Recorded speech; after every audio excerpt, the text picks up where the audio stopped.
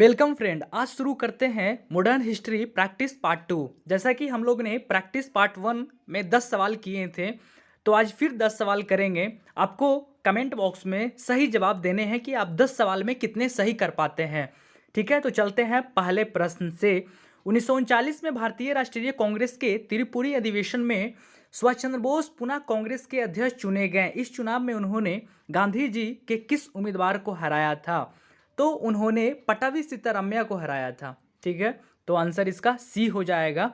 आपको बता दें कि 1938 में हरिपुरा अधिवेशन हुआ था, जिसमें भी सुभाष चंद्र बोस जी को कांग्रेस के अध्यक्ष चुने गए थे। फिर 1939 में फिर से पुनः कांग्रेस के अध्यक्ष चुने जाते हैं त्रिपुरी अधिवेशन में। इनके विपक्ष में कौन थे? पटाभी सीतारमैया जी थे।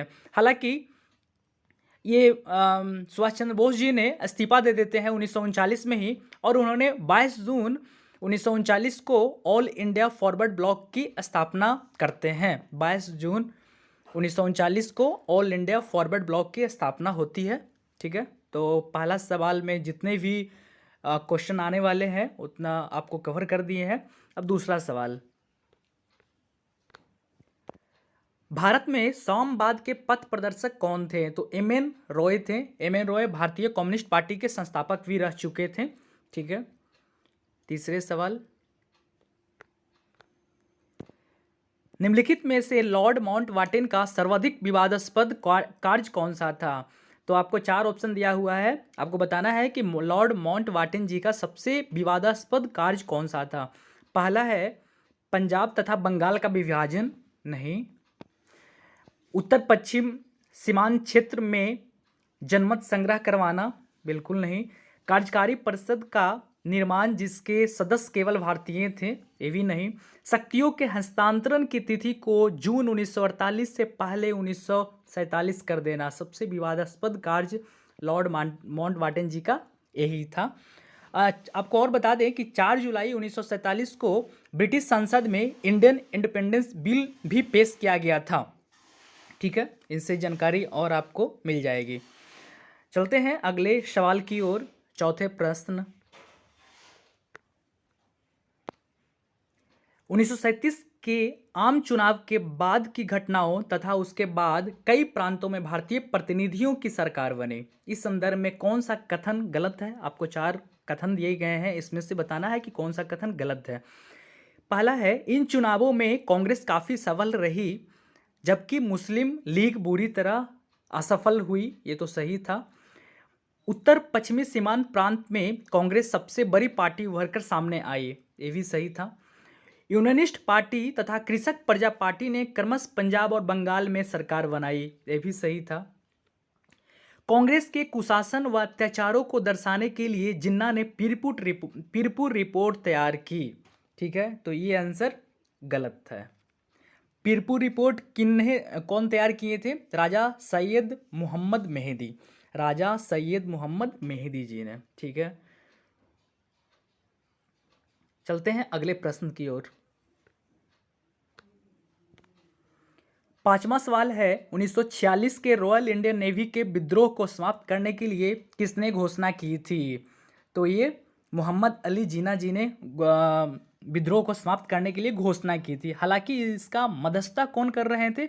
सरदार पटेल जी कर रहे थे। ठीक है, छठे सवाल, वैनगार्ड नामक दैनिक पत्रिका किस संगठन अथवा राजनीतिक पार्टी द्वारा प्रकाशित की जाती है?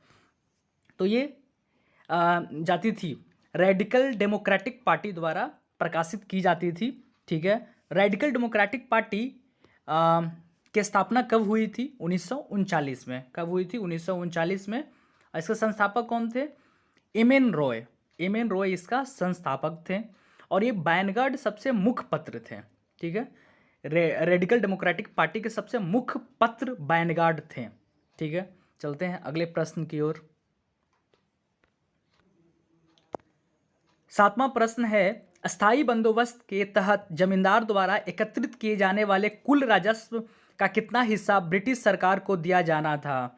तो ब्रिटिश सरकार को अस्थाई बंदोबस्त के तहत 89% दिया जाना था ब्रिटिश सरकार को, और जमींदार को कितने मिलते थे? कुल राजस्व का 11% जमींदार को मिलते थे। ठीक है, और ये स्थायी बंदोबस्त कब आया था? 1793 में लाया गया था। और लाने वाले कौन थे? लॉर्ड कॉर्नवालिस जी थे, लॉर्ड कॉर्नवालिस। महेश्वर केंद्रीय भारत की महारानी किस वंश से संबंधित थी? तो ये होलकर वंश से संबंधित थी। महेश्वर कहाँ स्थित है? अभी मध्य प्रदेश में स्थित है। महेश्वर की महारानी किसे कहा जाता है? अहिल्याबाई होलकर को कहा जाता है। इनका शासनकाल 1767 ईस्वी से 1767 ईस्वी से कब तक रहा है? 1795 ईस्वी तक, 1795 ईस्वी तक इनका शासनकाल रहा है अहिल्याबाई होलकर जी का। ठीक है, चलते हैं अगले प्रश्न की ओर। निम्नलिखित में से किसकी असफलता के बाद स्वराज पार्टी का निर्माण किया गया? तो ये असहयोग आंदोलन के असफलता के बाद स्वराज पार्टी का निर्माण किया गया था।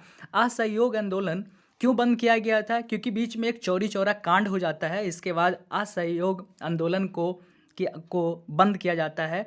तो इसी को आगे बढ़ाने के लिए स्वराज पार्टी के फिर को निर्माण किया जाता है और फिर इसे आगे बढ़ाया जाता है। ठीक है, चलते हैं 10वें प्रश्न की ओर। अमियंस की संधि के द्वारा श्रीलंका किसका उपनिवेश बना था? तो ये ब्रिटिश के उपनिवेश बना था अमियंस की संधि। ये अमियंस की संधि कब हुआ था? 1802 ईस्वी में। कब हुआ था? 1802 ईस्वी में हुआ था। 1803 में केंडी राज पे ब्रिटिश सरकार द्वारा आक्रमण किया जाता है, लेकिन उनमें सफलता उनको नहीं मिलती है ब्रिटिश सरकार द्वारा। फिर 1815 में केंडी राज पे कब्जा कर लिया जाता है ब्रिटिशों द्वारा, और उसके बाद फिर श्रीलंका का अस्तित्व है जो फ्रीडम नहीं रहता है, वो स्वामित्व में नहीं रहता है और वो ब्रिटिश का अधीन हो जाता है। ठीक है, तो अमेंस की संधि के द्वारा श्रीलंका किसका उपनिवेश बना? तो ब्रिटिश का उपनिवेश बना था।